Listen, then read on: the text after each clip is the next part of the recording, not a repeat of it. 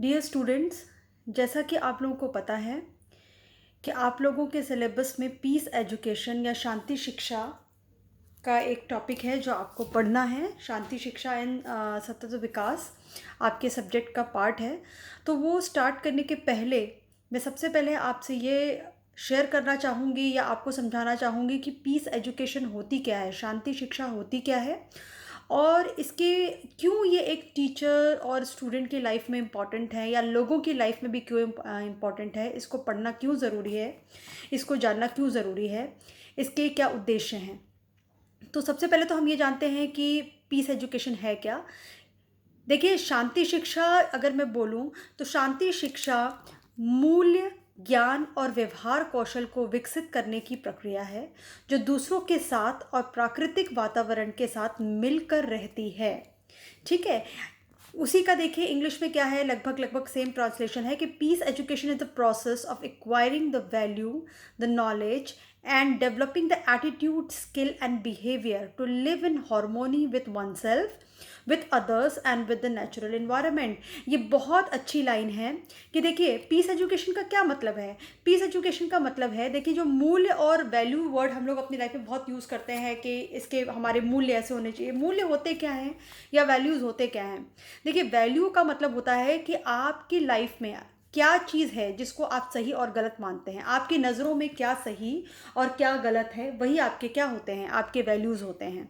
तो शांति का एक तरह से वैल्यू आपके अंदर डेवलप हो जाना, यानी आप शांति को अपने अंदर समाहित कर लीजिए कि आपको वो अलग से सीखनी ना पड़े या अलग से पैदा ना करनी पड़े, वो आपका ही एक अंग बन जाए, आपका ही एक हिस्सा बन जाए। इसीलिए यहाँ लिखा हुआ है कि शांति के प्रति आपको क्या करना है, शांति का एक एटीट्यूड ही अपने अंदर डेवलप कर लीजिए। एटीट्यूड मतलब, देखिए एटीट्यूड वर्ड का क्या मतलब होता है, लाइक मनोवृत्ति। इट मीन्स कि आप, एटीट्यूड वर्ड का मतलब होता है कि आप किसी चीज़ के बारे में क्या सोचते हैं, क्या विचार रखते हैं।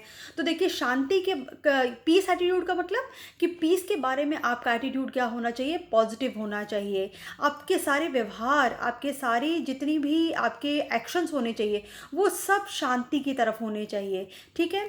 किसकी, अब देखिए हम लोग क्या करते हैं, कितनी बार हमारे अंदर ही शांति नहीं होती है। तो यहाँ क्या लिखा है, to live in harmony with oneself, अपने आप से एकाकार होकर रहना, दूसरों से मिलजुल के रहना और इवन इन्वायरमेंट के साथ भी मिलजुल के रहना। क्योंकि देखिए कहीं ना कहीं हम सब एक ही हैं, चाहे हमारा पर्यावरण, चाहे उसमें रहने वाले लोग और हम, वी ऑल आर वन। अगर ये आपने समझ लिया कि हम सब एक हैं तो शांति का जो एटीट्यूड है या शांति को आपको ज़बरदस्ती पढ़ने की ज़रूरत नहीं पड़ेगी, वो आपके अंदर अपने आप डेवलप हो जाएगा। देखिए इसको क्यों पढ़ना ज़रूरी है या इसकी इसकी इम्पोर्टेंस क्या है ना। बीइंग देखिए ह्यूमन बीइंग को एनिमल से या जानवरों से भगवान ने अलग बनाया है ना। इंसान जानवरों से कैसे अलग है, क्योंकि उसको पता है कि क्या सही है और क्या गलत है। जानवर किसको फॉलो करते हैं, जानवर सिर्फ अपनी बायोलॉजिकल नीड्स को फॉलो करते हैं। भूख लगी तो खाना खा लिया, किसी को भी मार के खा लिया, सामने उनका कौन है ये उन्होंने नहीं देखा। लेकिन इंसान को ये पता रहता है कि क्या सही है और क्या गलत है। यही चीज़ इंसान को जानवरों से अलग बनाती है कि वो एक सोशल एनिमल है, उसको पता है कि what is right and what is wrong. So objectives of peace education क्या है, पीस एजुकेशन को पढ़ने के पीछे क्या मतलब, इसके पीछे वो है उद्देश्य हैं। तो सबसे पहला क्या है, to teach student teachers how to manage conflict without violence. देखिए कॉन्फ्लिक्ट क्या होता है, कॉन्फ्लिक्ट देखिए कभी भी क्या होता है, ज़रूरी नहीं है कि हमारे जो विचार हैं वही विचार किसी सामने वाले के भी हों, है ना। तो अक्सर क्या होता है, मतभेद हो जाते हैं विचारों में। तो हमें क्या करना है, किसी दूसरे पर्सन के विचार हमसे अलग हैं इसका मतलब ये नहीं है कि वो गलत है ना। ऑफ कोर्स, क्योंकि उसका अपना उस चीज़ को देखने का नज़रिया है। तो यानी हम कैसे अपने मतभेदों को दूर करें, बिना वायलेंस के, बिना किसी लड़ाई झगड़े के, बिना आक्रामक हुए। तो यानी अगर आपको लगता है, आपको ये पता होना चाहिए कि पीस एजुकेशन का क्यों हम दे रहे हैं, ताकि लोग अपने मतभेदों को बिना लड़ाई झगड़े के, बिना वायलेंस के उसको सॉल्व करने में सक्षम हो पाए। Second thing is how to teach to respect all forms of life, to manage social justice in all forms of life. मतलब देखिए ऑल फॉर्म्स ऑफ लाइफ का मतलब भगवान ने इस दुनिया में जानवर भी बनाए हैं, पशु पक्षी, पेड़, अलग अलग तरह के इंसान बनाए हैं। ठीक है, तो अगर हम ये पीस एजुकेशन का एक जो मोटिव है ये भी है कि हम क्या करें, हम सबकी रिस्पेक्ट करें, चाहे वो इंसान है, वो जानवर हैं, वो पेड़ पौधे हैं, ऑल फॉर्म्स ऑफ लाइफ। सबके लिए हमारा जो भाव है वो अच्छा होना चाहिए, सबके लिए हम एक तरीके से सोचें।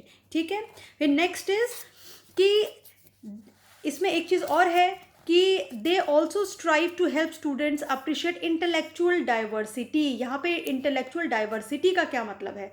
देखिए, इंटेलेक्चुअल डाइवर्सिटी का मतलब कि भगवान ने सबको एक जैसा इंटेलिजेंट या एक जैसा समझदार नहीं बनाया है।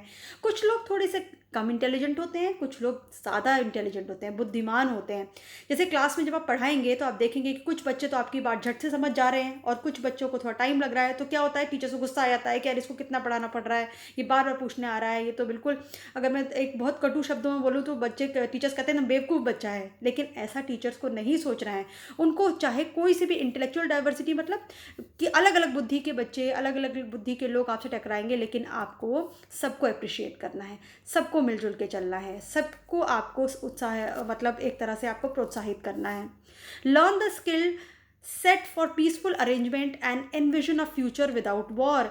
यानी देखिए, टीचर्स ही तो बच्चों को सिखाएंगे ना, आगे आप लोग टीचर्स बनेंगे तो आपको ये चीज़ पता होनी चाहिए कि किस तरह से हम अपने बच्चों के अंदर पीस एजुकेशन, पीस को हम इनकलकेट करें कि वो बिना लड़ाई झगड़े के, वॉर को तो वो कभी समाधान माने ही नहीं, वो ये माने कि हर चीज़ का समाधान क्या है, पीस। मिल अशांति से हर चीज़ का समाधान किया जा सकता है।